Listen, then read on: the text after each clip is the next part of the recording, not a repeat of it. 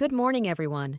Today, I will be presenting findings from my research beginning to examine technology, e-learning, and adults over 55. The first question answered in the analysis will be discussed in this presentation. Is there a relationship between age and frequency of internet use? As instructional designers, understanding technology usage patterns across different age groups can help us improve access and design that is appropriate for older adults and learning interventions that leverage online platforms. To best understand how to design effective e-learning experiences tailored for older adult learners, we must explore four crucial areas of research. The four key areas are cognitive aging, technology adoption patterns among older adults, current design considerations, and iterative methodologies used to give autonomy to learners in the design process. Research demonstrates that some cognitive abilities like processing speed, episodic memory, and executive functions undergo gradual decline as part of normal aging, leading to the need for further considerations and avoidance of cognitive front-loading. However, studies also show that older adults can strengthen and even improve aspects of cognition into late adulthood through regular engagement in intellectually demanding learning activities. As our global society continues to age, supporting and preserving cognitive health is crucial for the well-being and quality of life for mature adults. Designing cognitively stimulating education opportunities and leveraging multimedia technology provides a promising way to empower healthy cognitive aging. While technology adoption continues to slowly rise among older adult populations, mature generations still tend to have lower rates of acquiring and utilizing newer digital innovations and devices compared to their younger counterparts. Lack of accessibility, affordability, digital skills, and self-efficacy using technology remain persistent barriers to effective technology adoption and use by many older users. However, research also shows that older adults generally have positive attitudes and openness towards potentially beneficial technology. Targeted training tailored to their needs and preferences, along with family support, can facilitate success and sustained usage. Studies find that applying principles of adult learning theories through self-directed, constructivist online education aligns well with the needs of mature learners. Personalized content calibrated to leverage prior knowledge and real-world experience, along with intentional management of cognitive load, are effective instructional approaches. Formative assessments, positive feedback, and narratives resonate over conventional testing and lecturing. Fostering social connections also motivates participation. However, research tends to generalize the adult population rather than look at learning design for adults of different ages. Design-based research emerges as an optimal human-centered methodology for the iterative development and refinement of online learning interventions tailored specifically for older adults' evolving needs. It facilitates making rapid adjustments to platforms and activities based directly on multivariate usage data and qualitative feedback from the target learner population themselves.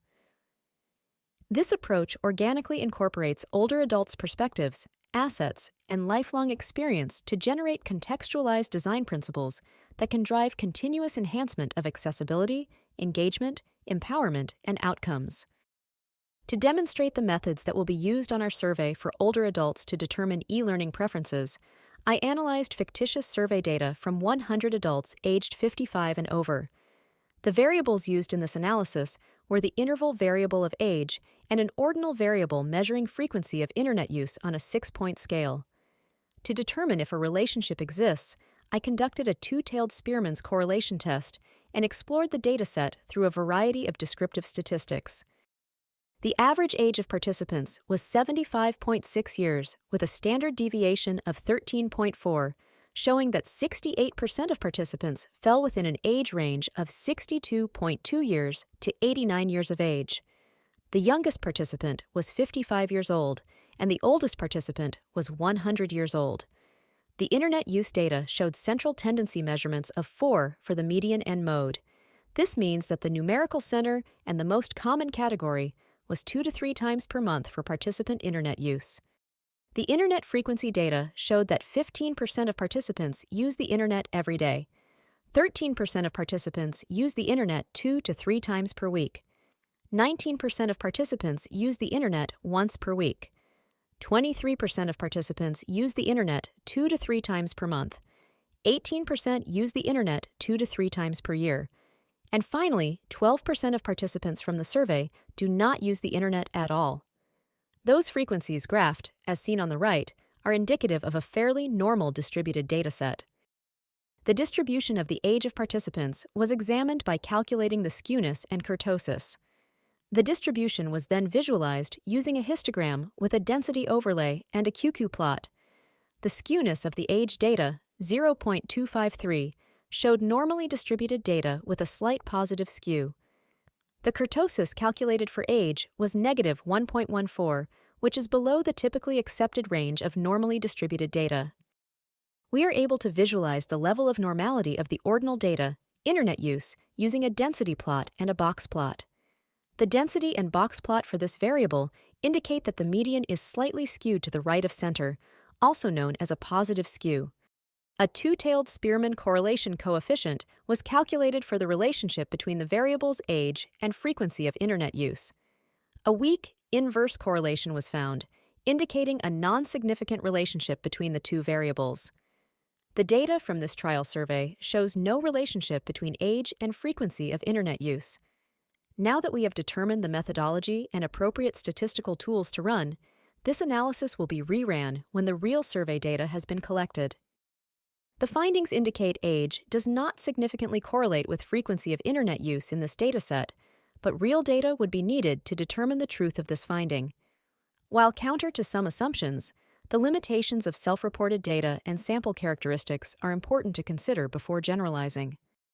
Additional research should gather usage data from more diverse populations and geographic locations than the base study that the original survey instrument was conducted on. Exploring patterns by specific online activities may also provide further insights outside of self-reported data. Qualitative data may help explain complex factors impacting technology adoption and lead to clearer communication of learning styles and preferences. In conclusion, this exercise of study methods serves as an initial first step in our plan for investigation into e-learning and older adult design principles. Findings prompt further inquiry in methods of data collection to best understand nuances across multiple contexts. Ultimately, technology and learning should be designed and supportive of all. Thank you for your time. Questions? Is so, please reach out via email to the lead instructional designer on this project.